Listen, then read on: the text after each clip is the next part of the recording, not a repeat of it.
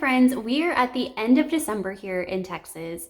And if you live in Central Texas and you know anywhere from, I'd say mid-December to mid-February, end of February, that means it's cedar allergy season, and it is bad here in Texas.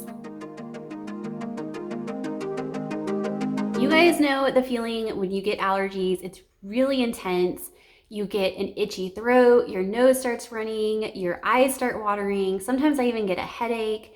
It's really bad here in Texas, for sure. There's nothing worse than looking outside your window and seeing a big cloud of yellow pollen floating through the air, just ready to attack you. I feel like I got attacked this morning on my dog walk. It was really intense.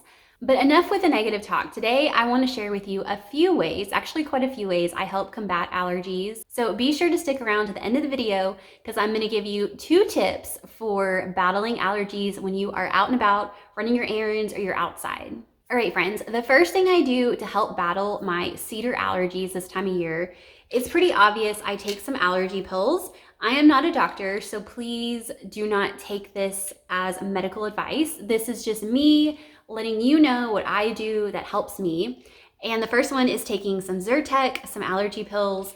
I usually just take 1 a day, but honestly, when it's really intense, I will take 2 a day.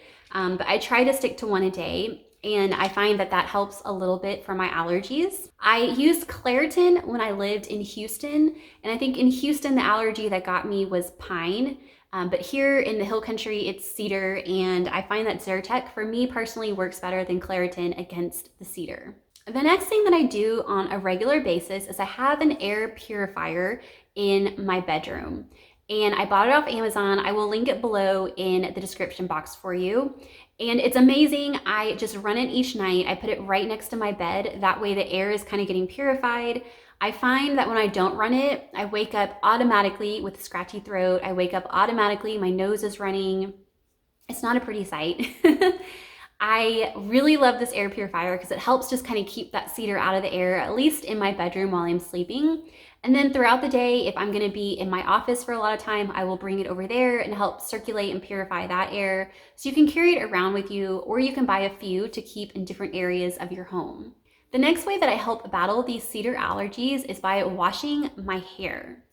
And I know as females, we're taught to not wash our hair every day. It's not a good thing, but I have to, especially during cedar season. And what I do is I pretty much wash it every morning and every night before bed, because if you go to bed with pollen in your hair, you're going to be coughing and sneezing and have a runny nose and a sore throat all night long. And so I really try to wash out that pollen before I get in bed. And I find that that helps a lot. And I do that on a regular basis during cedar season. Another thing that helps with the bedtime cedar allergies is changing your pillowcase every so often. So I don't do it every single night. If you have severe allergies, that might be a good idea. I usually do it every 3 nights. I'll use a new pillowcase, or I'll put a little thin towel over my pillowcase that I lay my head on. And even though I have already washed my hair, I still find that that helps as well. So, or maybe if you don't want to wash your hair every night, you can change your pillowcase each night. That will probably help you as well. But I still recommend the hair washing. I think that's the best thing to get all the pollen off of you, off of your skin, off of your hair before you actually lay down each night. The next thing I have been doing this year is I've actually been taking some of these Cedar Texas Fever drops. And I got this off of Amazon, and I will put the link again down in the description box. It's just a little droplet here, and I put about 10 drops on underneath my tongue twice a day, in the morning and in the evening.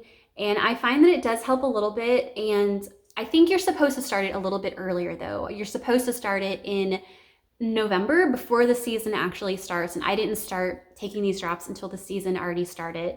But it's grasses in here and different allergy, Texas trees, weeds, and grasses. And it's supposed to just kind of get you slowly acclimated to those things so you don't have such a bad reaction when cedar season actually comes around.